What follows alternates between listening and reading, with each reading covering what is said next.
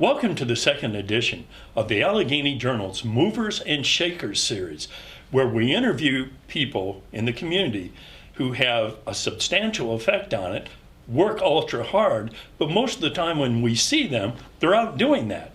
And we're lucky enough to have these individuals come to our studio. And today we have Teresa Hammond. I call her the big cheese of the Alleghany Highlands Chamber of Commerce, but actually her title is Executive Director. And we're very glad that she could join us today to talk about a couple of subjects that everybody's probably interested in. Welcome, lady. Thank you. Thank you for having me. Teresa, outdoor recreation is one of the many things that the Chamber of Commerce has accented over the last couple of years. How do you do all of that, and how do you promote it in a COVID-19 world? Well, actually, it's probably even easier and a great way to encourage people to social distance at this time. With us being more than 50% national forest, hundreds of miles of trails, 2 Great Lakes, 2 rivers, it's easy to promote those outdoor activities. We have beautiful mountain scenery, scenic drives, so people are really enjoying the outdoors at this time. And Teresa, you were part of the promotion, along with Alleghany County and Covington as well, of the Jackson River Scenic Trail. And if there were ever a place where you can stay 6 feet apart, enjoy the outdoors, it would be that. Now, putting that all together took quite a while, didn't it? It did, and Chad Williams and his staff did a phenomenal job with that. Alleghany County has been very supportive of the efforts that Chad has taken on as far as expanding the trail. It's now at 14 miles long, one way, and hopefully eventually it'll be connected into Hot Springs and to Bath County. It'll be a great link to the homestead as well. Well, I'm sure that link, and how long did you say the Jackson River Scenic Trail was? Right now it's 14 miles one way. Wow, and for those of you who haven't enjoyed it, the trail is like 10 feet wide or whatever. Beautiful views of the river and fauna all over the place and flora. I mean, it's just really amazing. And is there anything else like that in Virginia that compares with that? I would say from a ongoing maintenance standpoint, and I really couldn't compare it to any of the other trails. I mean, I think that, again, it's a compressed, compacted gravel surface, so it makes it great for walking, running, biking, pushing a baby stroller, etc. Horses? Horses are allowed if you clean up after your horse. Got to have a horse bag. That's always encouraged.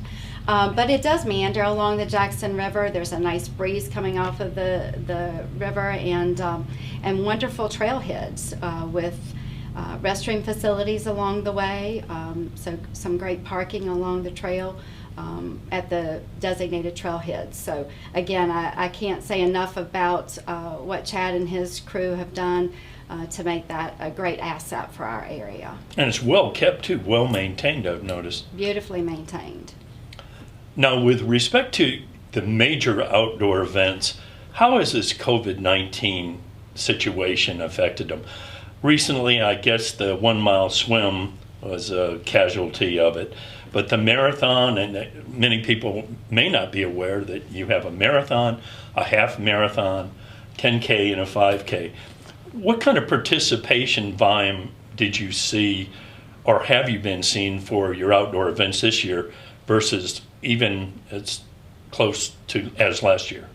So both of the events that we were able to host this year, the Alleghany Grand Fondo, which is the cycling event, and then also the marathon and half marathon 10K, those both actually grew this year substantially.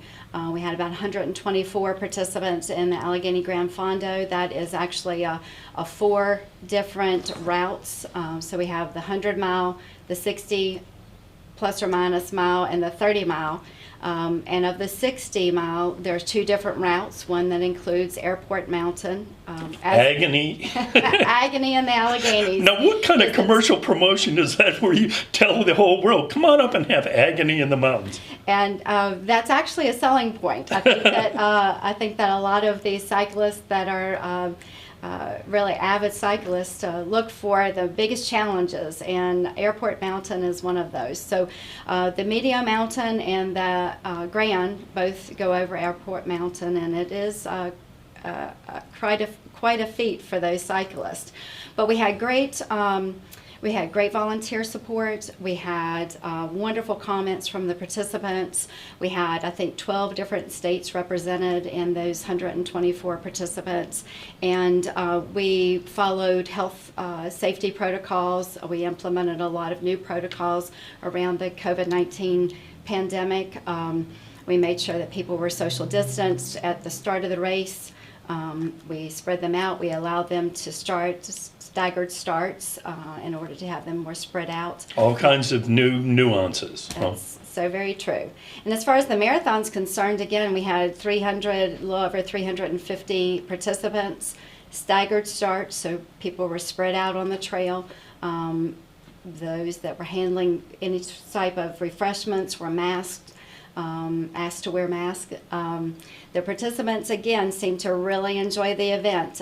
What a beautiful trail to be able to really highlight on this for the marathon. So again, the marathon, half marathon, 10K, 5K, we had the award ceremony. Well, actually, we didn't actually host an award ceremony. We gave out awards as they came back at the end. Josh and his volunteer crew did a fantastic job of making sure that the safety protocols were followed. The timing group did a great job with the timing as well. And one of the coups I think that the Chamber's pulled off with respect to the marathon is that it is one of those marathons that allow you to enter the Boston or New York marathons. It is considered a Boston qualifying event. It is a certified course. We had the county had someone come in and actually certify the course. We're excited about that, and that is a great selling point for the trail and for the marathon event itself. Well, and of the many functions of the Chamber of Commerce, many of you are used to seeing ribbon cuttings in a few speeches, but the Chamber has other functions, many of them. And one of them has to do with this COVID-19 and how businesses need to learn from this. And the Chamber's been involved in this all these past several months. I think it's we're going on over 20 weeks at this point. So what services or what kind of information can you help regional businesses with? So we've been working closely with the governmental entities along with the EDC and getting the word out about resources available to our small businesses, especially to residents in the community, resources that were available to them, especially during the pandemic. So some resources for residents. There was a program funded through the Alleghany Foundation that helped to provide meals, food, boxes, etc. And those were available through the M3 Minutemen Militia, the Salvation Army, and the local Office on Aging. And so we very much appreciate the foundation's support of that effort. It was a $25,000 grant. It actually provided some personal care items, food boxes, food items, and cleaning products. And those were distributed, again, through those organizations and also at the food banks, the local food banks. That's really good work, and people are very thankful.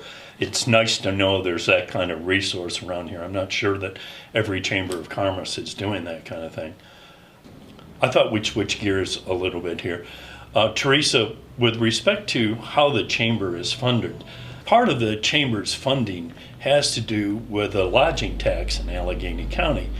And Teresa, I believe that you've mentioned that Airbnbs are on the rise too.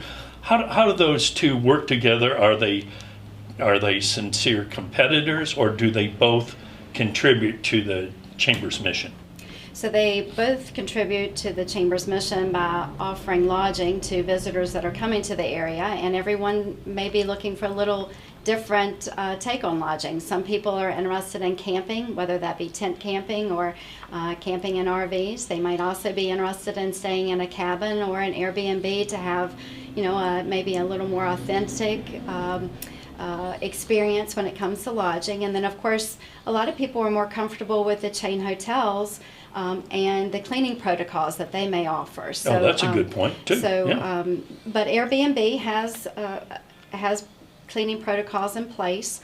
You actually go I'm aware of through some of those, the yes. step-by-step process and actually sign off on those. But all of those entities are actually contributing to occupancy tax in the area. So as long as we can keep them overnight, that does help and benefit the future marketing efforts of the chamber. That is the primary funding source for the chamber and our operating budget is the lodging tax and the contribution through tourism initiatives from the city, the county, and the towns. In addition to that, we do have membership investment, but that's a smaller portion of our actual overall budget.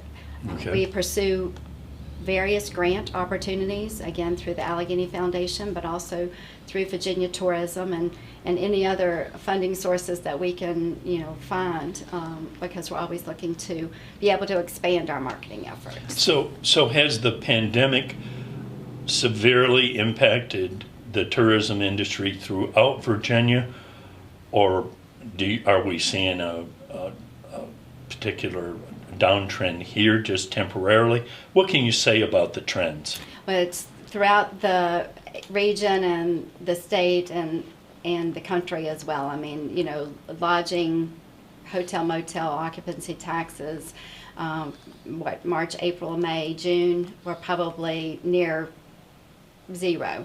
Lots of hotels closed. We know that our local resorts, the Greenbrier and the Homestead, were devastated during that time. I mean, they were completely closed. And, again, that... Even Dalvik, yes, I guess. Yes. Yeah. So other than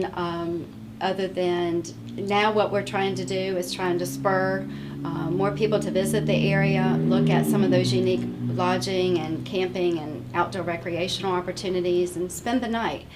Look for an Airbnb or stay at one of the local hotels or rent a cabin at Dalvik. We've seen a significant uptick in campsite rentals at Lake Moomaw, which is kind of a hidden gem for our area. It is, and I guess the tourism industry, as you mentioned, all the way across the country, whereas it has been down. But when you consider our remote location and the openness, as you mentioned, all the trails, I would imagine that this has got to peak at some time. And if there's any organization that's ready to go boom when this thing ends, it's yours. For example, the Chamber has done some excellent videos promoting the area and great websites. And one of the things I've noticed, Teresa, in your special events, sometimes you have a special event website where people can go and get results and things like that. I mean, I don't know if that's unique across the state, but it's pretty impressive. Well, we've really tried to encourage people to consider the Alleghany Highlands when they're looking for a place to get away. We've seen a significant uptick in visitors from the Northern Virginia, more metro areas, even Pennsylvania. We're getting a lot of visitors from states that we didn't normally see significant travel. We're actually running a social media campaign right now, boosting some of those videos that you actually were mentioning, and encouraging people to get outdoors. Not only is it great exercise, but it's a great way to social distance. And talk about exercise. I believe you have volunteer opportunities. The Chamber participates in litter pickup and does everything that makes this place a nicer place to live, and perhaps more importantly, a nicer place to visit. So how does somebody get involved if they want to be? If you're interested in volunteering some hours, please stop by our office, give us a call. We'll put together a little packet of information, but also bags, gloves, a vest for you to do roadside pickup. There's always opportunities for litter pickup at Lake Moomaw. There's always opportunities for trail maintenance and upkeep, both at Dalvik State Park and on the Forest Service trails as well. We're actually looking for someone or a group, or maybe an Eagle Scout project at Humpback Bridge. There's several of the annuals and perennials that have been planted there. during the derecho were actually washed away, and we'd love to get some Not good. landscaping. Attention to all scouts. Yes. So if you're looking for a project, give us a call. We'll see if we can help you find a project in the Alleghany Highlands that will really help beautify the area. And Teresa, what resources are available for COVID-19 for area businesses? So we try to connect them with a local bank that can assist them with the PPP loans or an EIDL loan, which is an emergency business loan, which also provides an advance for them. We're connecting them with other small business loans and grant programs. And then one other area that I'll mention is that John Morris with Covington Designs has developed a Shop Local Alleghany e-commerce site where businesses that had not normally sold items, including gift certificates, etc., they could sell those items online. So even if they already have a website but don't have that e-commerce piece, they could add that on.